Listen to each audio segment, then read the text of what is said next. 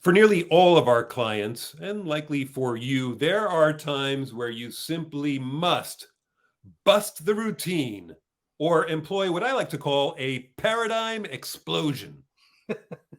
So we're exploding the cliche thinking outside the box. Doesn't work for you anymore. Well, that's right. I think thinking outside the box deserves some out of the box thinking. Okay, so we can end the thinking outside the box cliche festival. So in today's episode, we're looking at situations that deserve a fresh perspective and ways that we can get our team to achieve that goal, shaking things up.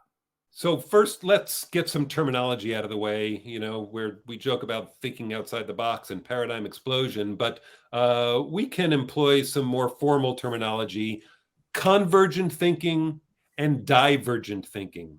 So convergent thinking is the shortest distance between A and B. It's logical, it's easy, it's simple. Convergent thinking is the type of thinking that we're used to doing. But divergent thinking is creative thinking, right? It's thinking that explores different possibilities, different ways of approaching a problem, and looking at different alternatives that might not seem so obvious or top of mind and would require some nuance in even the way you approach the exploration of the challenge. So, Sean, with that, would you give me an example of a time where you use divergent thinking, thinking outside the box, or paradigm explosion, or whatever, in a business context? Sure. When I was in my 20s, I was putting together a film and I had my cast and crew there for it amounted to like the second week of rehearsals and talking about the production. And of course, I wanted to get everybody on the same page. But what was happening, Henry, was that people were showing up late and they were not doing the things that I was asking them to do on time. I was using convergent thinking and simply asking them to do it and telling them there's a deadline. And it wasn't really working out.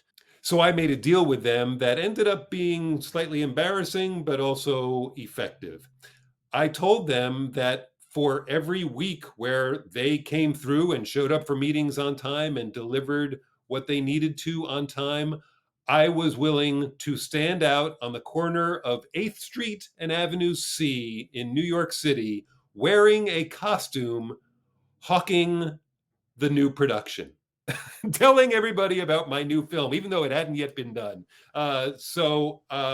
Needless to say, it worked. And there were 3 weeks in a row where I was standing out in the East Village of Manhattan wearing a Dachshund outfit, wearing a hamburger outfit, and then finally all glitter. I'll bet that was very memorable and also a great example of divergent thinking, right? Imaginative thinking. And what resonates for me is it did a lot, right? It probably created a sense of camaraderie and connection to you as the director and kind of broke the status. It gave people permission to take risks and to take chances, in addition to incentivizing them to be on time, right? So there's all these ancillary benefits that one wouldn't imagine if they were just very linear about the problem and the solution, you know, uh, limiting the idea of the carrot and the stick. So that really resonates. When we deal with business leaders, quite frequently, there are a number of different scenarios where they need divergent thinking. But what we often hear are things like, well, first we have a fire that we need to put out. Right. I'm in DM hell. My inbox is exploding. So many pyrotechnic metaphors. Things are urgent and have to get done. When we look at things through the lens of, well, we have to just put out fire after fire after fire, we're not summoning all that creative, imaginative problem solving that is so crucial in innovating and in all those ancillary benefits that, Sean, you mentioned in your example. Divergent thinking requires you to slow things down a little bit. So, the first case scenario is where things are urgent. The second scenario that might require divergent thinking is when you're looking to innovate or invent. Needless to say, you're looking for a new way of coming at the problem, and that can elicit or produce new ways of overcoming the challenge. Yeah, so being able to take a breath and think, yes, they're important and they're not urgent. So, how can I slow down and really come up with an imaginative approach that works?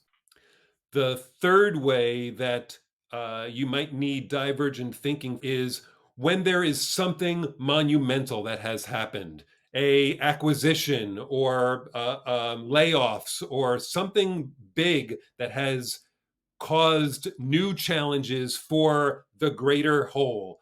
This is a time where convergent thinking will give you some of the answers, but divergent thinking is really necessary to overcome some of the challenges that are before you.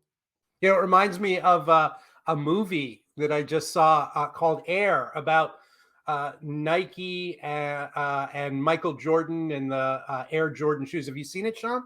Amazingly, I have not seen that. I'm a big NBA fan, but I have not seen that movie yet. Right. So picture this. It's 1984, and there's a talent scout named Sonny Vaccaro, and he's got a budget for the year, and he's trying to promote Nike basketball shoes. And believe it or not, in 1984, the number one basketball shoe is made by, you ready? Adidas, not Nike.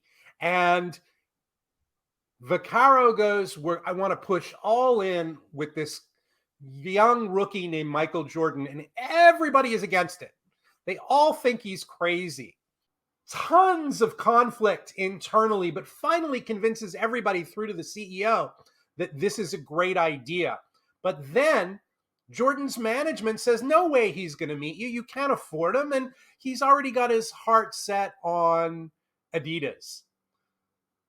Vaccaro, again, thinks outside the box and goes, okay, I'm going to reach out to his family, which is typically verboten. He reaches out to his mother and convinces his mother by saying, here are all the different things that they're going to tell you in all these different meetings from our competitors. These are the players, and this is what they're going to say. And here's why you should say no to them. So he visits the mother in person and convinces her to have a meeting. So they finally do, and he throws out the entire pitch book and does this emotional plea. Vaccaro says, we need you in these shoes, not so that you have meaning in your life, but so that we have meaning in our lives. Ooh, that sounds good. Yeah. So what Vaccaro is offering is immortality, right? The legend of Michael Jordan. And the rest is history.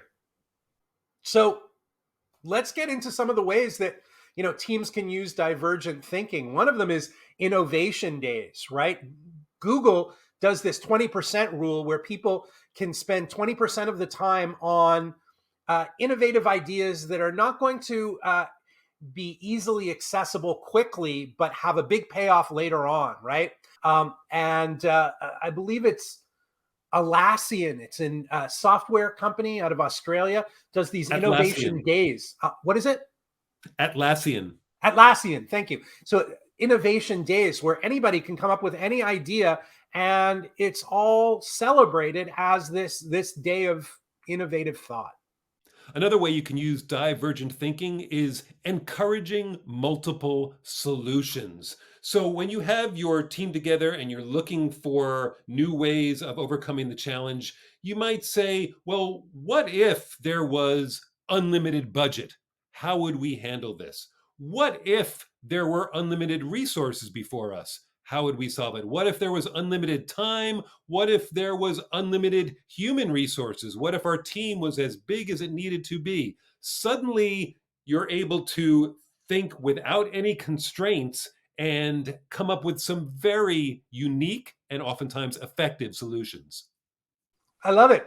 I mean, lastly, there's mind mapping, which is simply problem solving through a visual medium like a whiteboard or even, three-dimensional problem solving. I believe there's a course at MIT on innovative thinking and divergent thinking, and they do inspired thinking exercises based on jazz musicians' riffs, or they will, use three-dimensional objects to problem solve.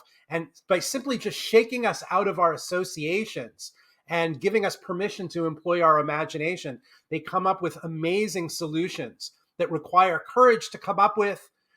They require systems that you can employ that encourage that kind of thinking, and a whole lot of psychological safety so that nobody feels like a jackass doing it. Divergent thinking and convergent thinking gives you the best of both worlds. We are not saying to throw the baby out with the bathwater at all, but just understanding that having the opportunity and seizing it to use both types of thinking is going to give you the best bang for your buck. 100%. So thank you for listening. And we hope we've inspired you to think a little. What is it? Not outside the box. What is it, Sean? Explode the paradigm. Love it. Catch you on the flip side.